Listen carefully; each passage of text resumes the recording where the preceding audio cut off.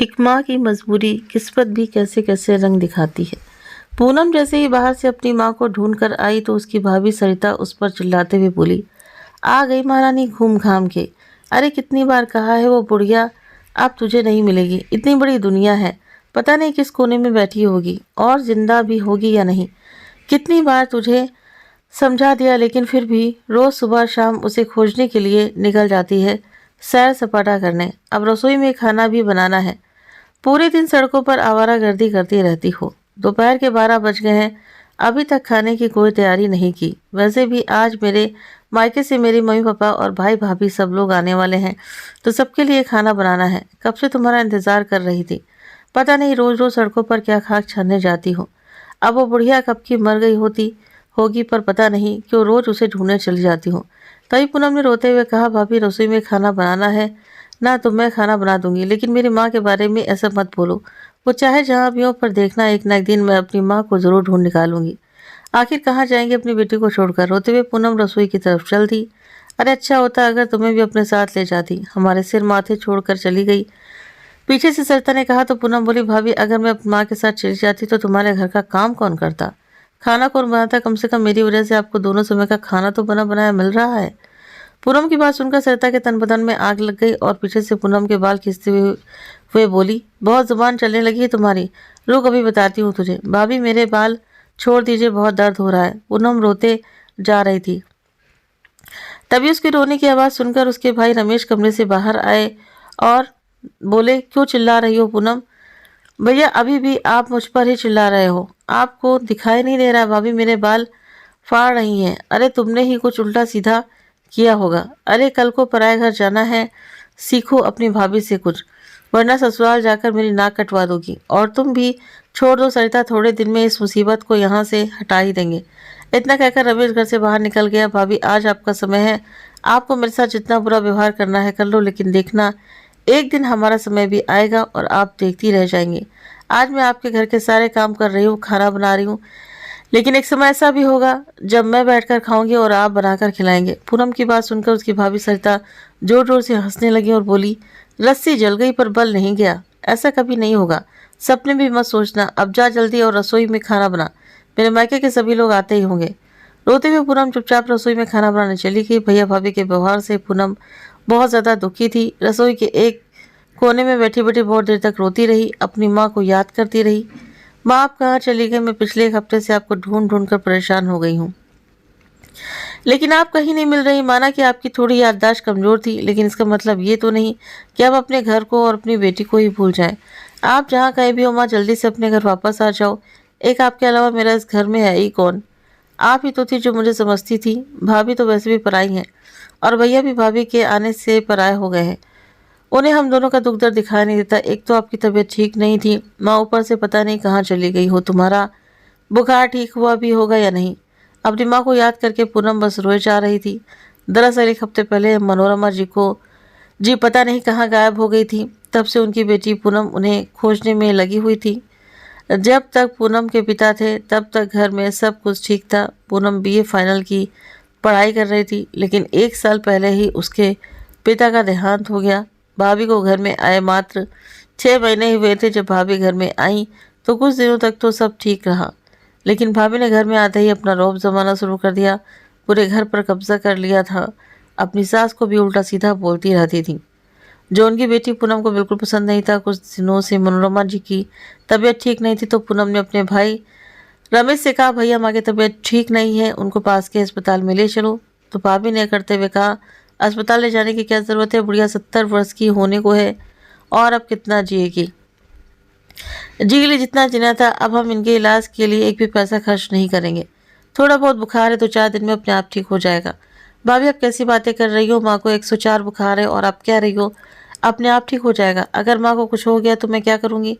एक माँ ही है जिनकी वजह से मुझे इस घर में अच्छा लगता है।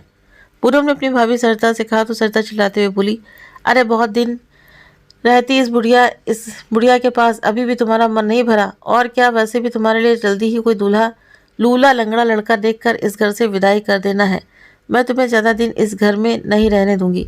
बहू की बात सुनकर मनोरमा जी कहने लगी, बहू मेरी बेटी के लिए लूला लंगड़ा क्यों देखोगी? उसके पिता उसकी शादी के लिए 10 लाख रुपए जमा कर गए हैं। उन्हीं पैसों से मैं अपनी बेटी का विवाह करूंगी, और भी वो किसी लंगड़े से नहीं बल्कि अच्छे लड़के से अपनी बेटी की शादी करूंगी। तभी सरिता ने अपने पति की ओर इशारा करते हुए कहा, देखा रमेश, वैसे तो बुढ़िया की तबीयत खराब है, लेकिन लड़ने के लिए देखा तुरंत बोल पड़ती है। वैसे तो तुम्हारी माँ की याददाश्त कमजोर हो गई, उन्हें कुछ याद नहीं रहता, लेकिन देखो बुढ़िया को 10 लाख रुपए अभी तक याद है। हम कहीं नहीं कराएंगे कोई इलाज विलाज, कर लो जो करना है। चलो रमेश, यहाँ से इन माँ बेटियों के मूल लगकर हमें अपना टाइम वेस्ट नहीं करना है। कहकर सरिता अपने पति रमेश को लेकर कमरे में चली गई। रात को सरिता अपने पति से बोली, देखो जी, तुम्हारे पिताजी पूनम की शादी के नाम पर जो 10 लाख रुपए जमा करा कर गए हैं, उसके एक फूटी कौड़े भी मैं उन लोगों को नहीं दूंगी। पिताजी के पैसों और संपत्ति पर हमारा पूरा अधिकार है। अब हम देना चाहें या न देना चाहें, यह हमारी मर्जी है, लेकिन जब तक ये बुढ़िया हमारे साथ रहेगी तब तक तो हम उन पैसों को ले नहीं पाएंगे। ऐसा करते हैं, हम पहले बुढ़िया को ही ठिकाने लगा देते हैं, उसके बाद सोचेंगे कि पूनम की शादी कितने पैसों में करनी है और कितने में नहीं। ये ठिकाने लगाने वाली बात सुनकर रमेश चौंकते हुए बोला, ये ठिकाने लगाने का क्या मतलब है तुम्हारा? अरे रमेश, तुम्हारी माँ की याददाश्त ठीक नहीं रहती है। कल उनको हम अस्पताल के नाम पर कहीं ले चलते हैं और कहीं भी छोड़ आएंगे, फिर जल्दी से कोई लड़का देखकर तुम्हारी बहन की शादी कर देंगे। नहीं तो ये बुढ़िया पूरे 10 लाख रुपए अपनी बेटी के ब्याह में खर्च करवा देगी। हाँ सरिता, ये आइडिया तो तूने बहुत अच्छा लगाया है, धन्य हो गया, मैं तो ऐसी पत्नी पाकर, कहकर दोनों ठाके लगाकर हंसने लगे। तो सरिता बोली, अरे हंसने से काम नहीं चलेगा, जल्दी कुछ सोचो। हाँ सरिता, मैं कल ही पास के शहर में एक वृद्ध आश्रम में बात करता हूँ, उधर उस बुढ़िया को भेज दूंगा। दूसरे दिन रमेश अपनी माँ से बोला, माँ तुम तैयार हो जाओ, मैं तुम्हें डॉक्टर के पास दिखाने ले जा रहा हूँ। इतना सुनते ही पूनम खुश हो गई और बोली, क्या सच में भैया आप माँ को डॉक्टर के पास दिखाने ले जा रहे हो? चलो मैं भी माँ के साथ चलती हूँ। तो रमेश ने हड़बड़ा कर कहा, तुम मेरे साथ जाकर क्या करोगी? घर पर बहुत सारे काम हैं, तुम घर पर ही रुको। लेकिन क्यों भैया, मैं भी माँ के साथ चलती हूँ, माँ को अच्छा लगेगा। तभी अंदर से आते हुए सरिता ने कहा, अरे जाने के लिए तैयार हो गई? उस बुढ़िया को दवाई तो दिलानी है, वो तुम्हारे भैया दिला देंगे, तुम चुपचाप घर का काम करो। तो ठीक है भैया, माँ को अच्छे से लेकर जाना, पूनम ने कहा। तो रमेश खुश हो गया और मनोरमा जी को लेकर वृद्धाश्रम छोड़ने के लिए चला गया। इधर पूनम जल्दी जल्दी घर के काम करके जब कॉलेज जाने लगी तो उसकी भाभी सरिता ने उसके हाथ में से किताबें चलाते हुए कहा, आज से तुम्हारा कॉलेज जाना बंद, बहुत पढ़ाई कर ली तुमने। भाभी कैसी बातें कर रही हो, आज फाइनल ईयर का मेरा प्रैक्टिकल है, अगर आज नहीं जाऊंगी तो मेरे 3 साल की मेहनत बर्बाद हो जाएगी। अरे बर्बाद हो जाएगी तो हो जाने दो ना, वैसे भी पढ़ाई करके तुम्हें कौन सी नौकरी करनी है, चुपचाप से घर के कामों पर ध्यान दो, वरना अगले घर जाकर हमारी नाक कटवाओगी। अब जाओ रसोई में पहले खाना बनाओ, फिर बहुत सारे कपड़े धोने हैं। सरिता ने कहा। तो पूनम बोली, भाभी ये सारे काम मैं कॉलेज से आने के बाद कर दूंगी, प्लीज़ आप मुझे कॉलेज जाने दो। अच्छा तुम ऐसे नहीं मानोगी, कहते हुए सरिता ने पूनम को कमरे में धक्का दे दिया और बाहर से कुंडी लगा दी। पूनम रोती रही, प्लीज़ भाभी मुझे कॉलेज जाने दो, मेरी 3 साल की मेहनत बर्बाद हो जाएगी। लेकिन सरिता को तो पूनम की पढ़ाई लिखाई बिल्कुल पसंद नहीं थी, इसलिए उसने उसके कॉलेज की भी छुट्टी होने के बाद लगभग दोपहर के 2 बजने के बाद कमरे का दरवाज़ा खुला तो पूनम बहुत रोई, बहुत चिल्लाई, लेकिन उसकी भाभी ने उसकी एक ना सुनी।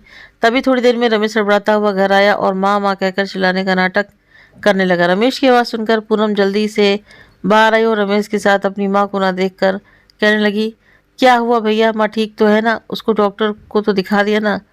क्या कहा डॉक्टर ने? तो रमेश घड़ेलियाँ आंसू बहाते हुए बोला, पूनम पता नहीं माँ कहाँ चली गई। डॉक्टर को दिखाने के बाद मैंने उन्हें अस्पताल के बाहर बेंच पर बिठा दिया और मैं उनके लिए जूस लेने चला गया। तो जब वापस आया तो माँ बेंच पर नहीं थी। चारों तरफ ढूंढा पर माँ मुझे कहीं भी दिखाई नहीं दी।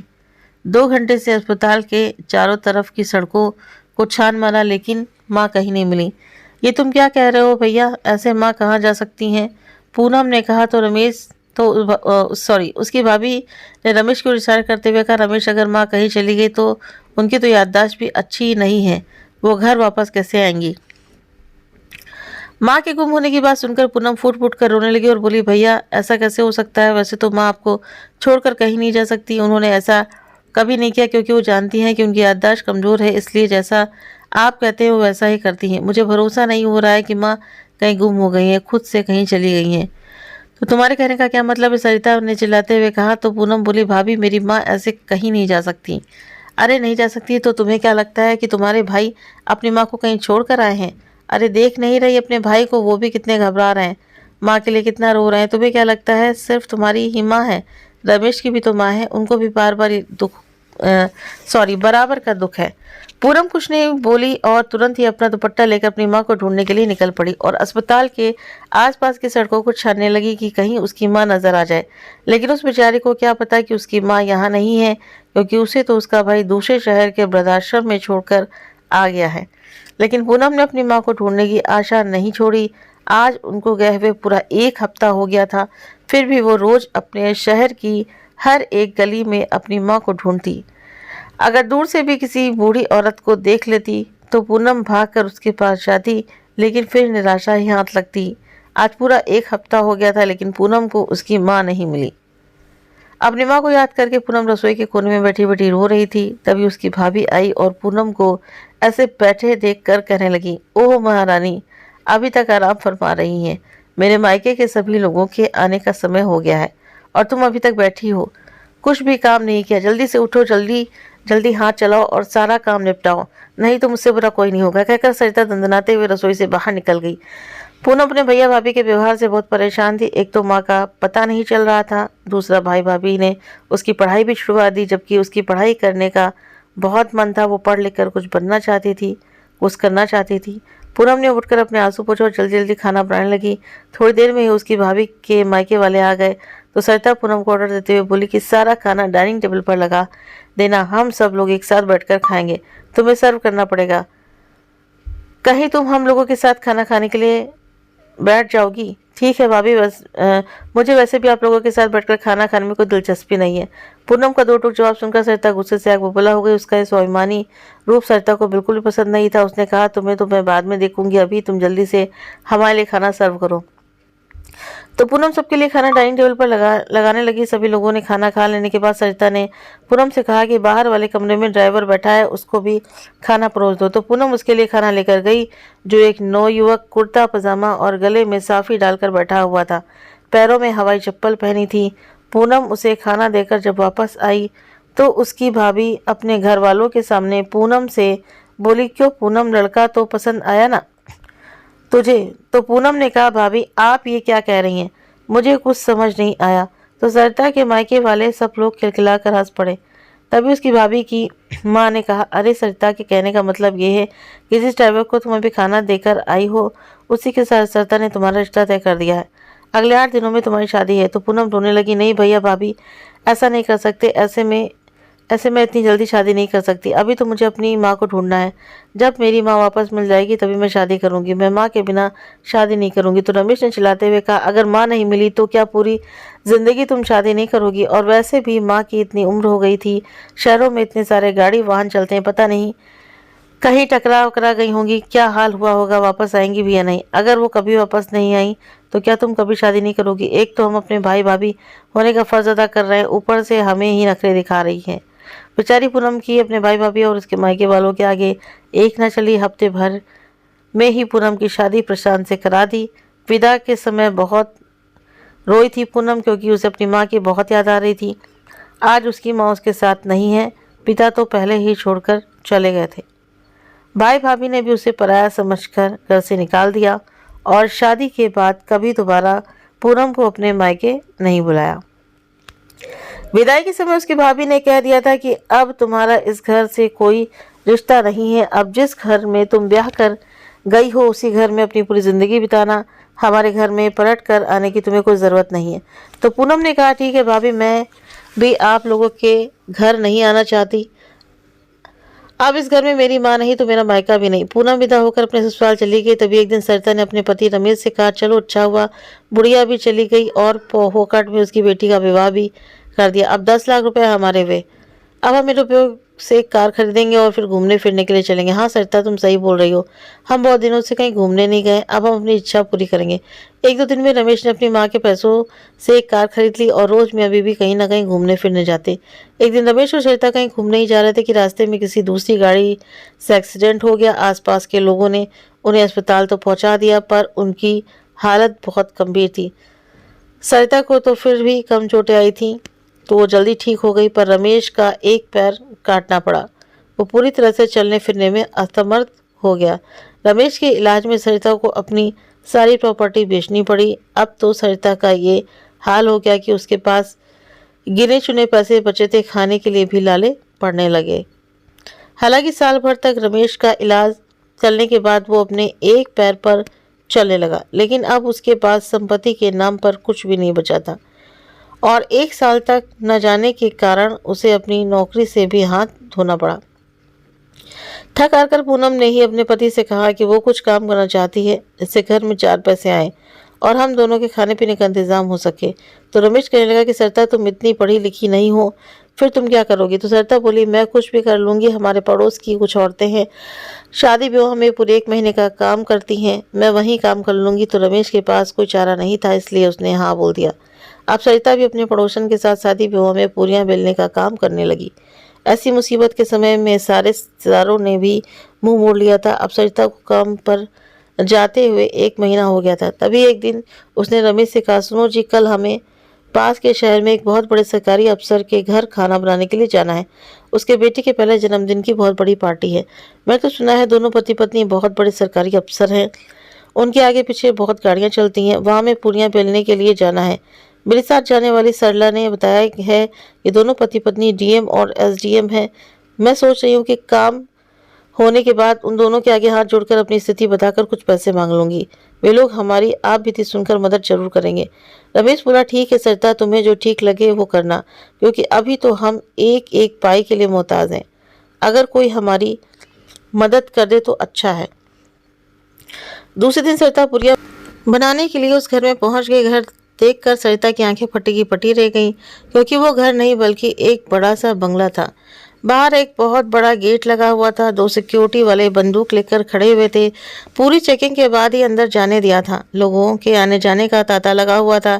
एक के बाद एक बड़ी बड़ी कार आ रही थी। तभी उधर से सरिता को एक बुढ़िया आती हुई दिखाई दी, जो खाने को चेक कर रही थी। लेकिन पता नहीं क्यों सरिता को वो बुढ़िया कुछ जानी पहचानी सी लगी, इसलिए वो बुढ़िया के पीछे पीछे जाने लगी। सरिता को पता ही नहीं चला कि कब वो बूढ़ी अम्मा का पीछा करते करते घर के अंदर आ गई, क्योंकि खाना तो घर के पीछे वाले हिस्से में बन रहा था। तभी अंदर खड़े हुए एक व्यक्ति ने सरिता को रोक लिया और बोला, आपको किसी से मिलना है? तो सरिता ने कहा, जी हाँ, मुझे उस बूढ़ी अम्मा से मिलना है। तो सिक्योरिटी वाला अम्मा जी को आवाज़ देते हुए बोला, अरे माता जी, आपसे कोई मिलना चाहता है, जरा इधर तो आना। तो जैसे ही वो अम्मा जी वापस मुड़ी तो सरिता के होश उड़ गए, क्योंकि वो अम्मा जी कोई और नहीं बल्कि सरिता की सास मनोरमा जी थी। सास को देखकर सरिता के पैरों तले जमीन खिसक गई। वो भागकर अपनी सास के पास गई और हाथ जोड़कर बोली, माँ जी, आप इधर कैसे? आपको तो वो कुछ बोलती उससे पहले ही पीछे से आवाज आई, हाँ भाभी, माँ को तो भैया वृद्धाश्रम छोड़ आए थे ना, तो माँ को तो वृद्धाश्रम में होना चाहिए था। माँ के इतने ठाट बाट देखकर आपके तो होश ही उड़ गए होंगे। सामने अपनी ननद और नंदे को देखकर तो सरिता के आश्चर्य का ठिकाना नहीं रहा। समझ में नहीं आ रहा था कि ये सच है, ये सपना, ऐसा कैसे हो सकता है। पूनम की बात का उसके पास कोई जवाब नहीं था। वो सोच रही थी कि पूनम को कैसे पता चला कि उसके भाई माँ को वृद्ध आश्रम छोड़कर आए थे। क्यों भाभी, आपने क्या सोचा था कि मुझे कुछ पता नहीं चलेगा? आप तो यही सोच रही थी कि आप माँ को वृद्ध आश्रम भिजवा देंगी और मैं माँ को ढूंढ नहीं पाऊंगी। मैंने कहा था ना, एक दिन मैं माँ को ज़रूर ढूंढ निकालूंगी, और देखो मैंने माँ को ढूंढ लिया। लेकिन आप इधर क्या कर रही हैं और मेरे घर में कैसे आ गई? तभी पास में खड़ा हुआ व्यक्ति बोला, अरे मैडम, ये तो पीछे खाना बनाने वालों की औरत है जो पूरियाँ बनाने का काम कर रही थी। तो इधर तुम क्या कर रही हो? चलो उधर वापस जाओ। वो वहाँ से वापस जाने लगी तो पूनम ने कहा, भाभी, 2 साल पहले मैंने कहा था ना, आज आपका समय है, आप मुझसे खाना बनवा रही हो, लेकिन एक दिन समय ऐसा आएगा जब आप मेरे लिए खाना बनाएंगी। तो आज वही समय है। पूनम की बात सुनकर सरिता बिफर पड़ी और बोली, तुम्हारे कहने का क्या मतलब है? मैं तुम्हारे लिए क्यों खाना बनाने लगी? मैं तो इधर बहुत बड़े सरकारी अफसर के घर में खाना बनाने आई हूँ, जिसके बेटे का जन्मदिन है। तो पूनम बोली, भाभी, ये घर मेरा है और आज मेरे ही बेटे का जन्मदिन है, और वो दोनों सरकारी अफसर हम दोनों ही हैं। पूनम की बात सुनकर सरिता चौंकती हुई बोली, क्या वे दोनों सरकारी अफसर तुम दोनों हो? ये कैसे हो सकता है? मैंने तो तुम्हारी पढ़ाई छुड़वा दी थी और तुम्हारी शादी एक ड्राइवर से की थी। तो पूनम बोली, भाभी, आप मेरे भगवान नहीं हैं जो मेरी किस्मत लिख देंगी। मेरी किस्मत में पढ़ाई लिखाई थी। आपने भले ही मेरी शादी एक रिक्शा वाले के बेटे से की हो, लेकिन वो रिक्शा प्रशांत नहीं चलाते थे। दरअसल वो रिक्शा उनके पिताजी का था। प्रशांत तो अपनी आईपीएस की तैयारी कर रहा था। उस दिन उसके पिताजी घर पर नहीं थे, इसीलिए आपके मायके वालों के ड्राइवर बनकर उसके पिताजी की जगह प्रशांत आए थे। क्या एक ड्राइवर का बेटा आईपीएस की तैयारी नहीं कर सकता? मेरी शादी होने के बाद जब मैंने प्रशांत को आईपीएस की तैयारी करते हुए देखा तो मैंने उसे बताया कि मुझे भी पढ़ाई करनी है, मुझे भी पढ़ लिख कर कुछ बनना है।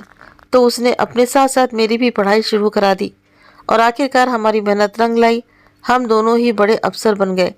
आज देखो हमारे पास पैसा है, बंगला है, गाड़ी है और मेरी माँ भी है।